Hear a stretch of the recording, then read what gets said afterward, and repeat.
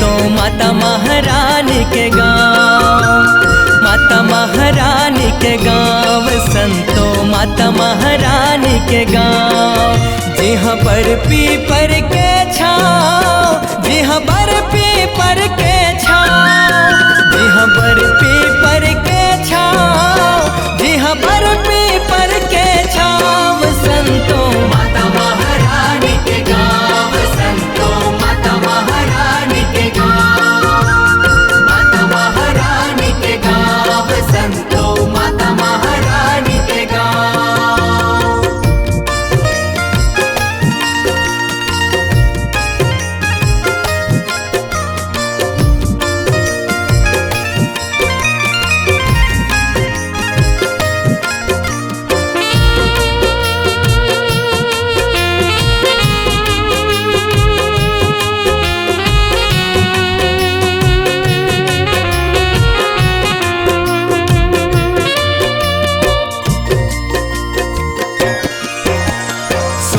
सूरज संग बड़े बिहनिया चिरगुन चहके गाएगा।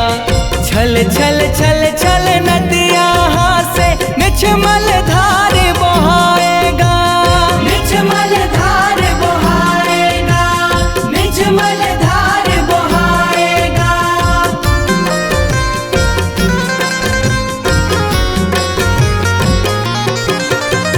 सनन सनन चाले पुरवाही, पवन हसेवा बजाएगा। किसान हाथ और बेटा दाई सुत उठ चरण मनाएगा, सुत उठ चरण मनाएगा, सुत उठ चरण मनाएगा। जी हाँ लक्ष्मी के हावे पाँव, जी हाँ लक्ष्मी के हावे पाँव, जी हाँ लक्ष्मी के हावे पाँव, जी हाँ लक्ष्मी के हावे पाँव, संतों माता महारानी के गाँव, संतों माता महारानी के गाँव, माता महारानी के गाँव, संतों माता महारानी के गाँव।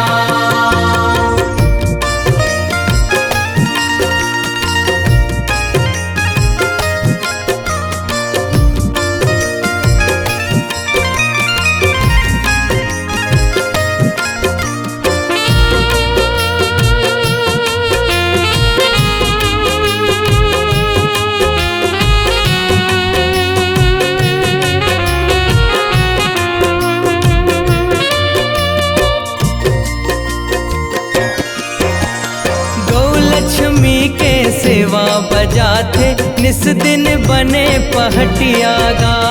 पानी भर के कोठा खरे रे मांझे थारी लुटियागा, मांझे थारी लुटियागा, मांझे थारी लुटियागा।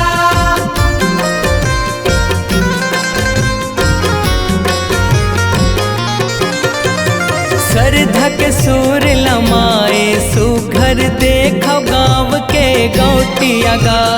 अंगना सजावे तोर तिसो दिन घर के बड़े बहुरियागा, घर के बड़े बहुरियागा, घर के बड़े बहुरियागा। अंगना माँ गंगा के भाव, अंगना माँ गंगा के भाव, अंगना माँ गंगा के भाव, अंगना माँ गंगा के भाव, संतों माता महारानी के गाँव, संतों माता महारानी के गाँव, माता महारानी के गाँव, संतों माता महारानी के गाँव।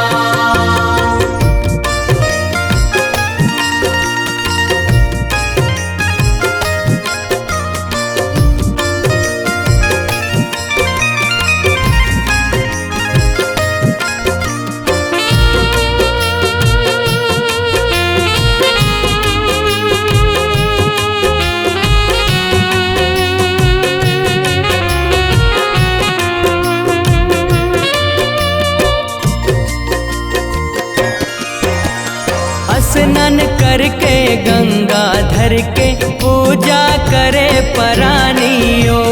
मुस मुस हासे अंगनक तुलसी करे सदा कल्याणियों, करे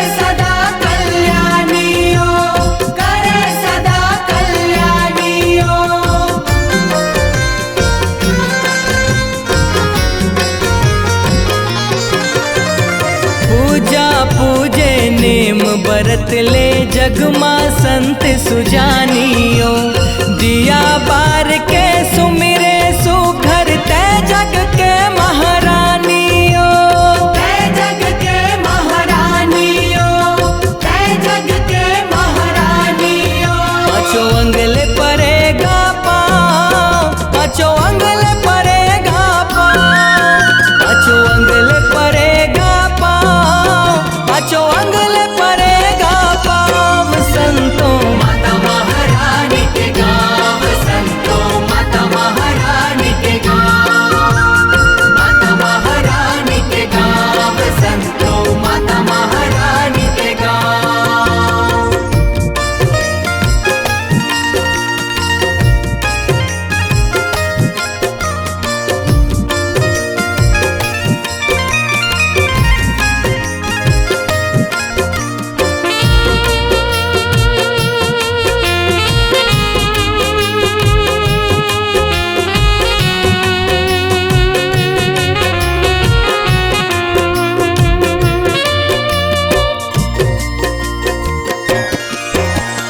गाँव में बन के हाव गौट निन माया जब रचाए ओ, खोरिन खोर करे जहारे सुख दुख बाटत जाए ओ, सुख दुख बाटत जाए ओ, सुख दुख बाटत जाए ओ।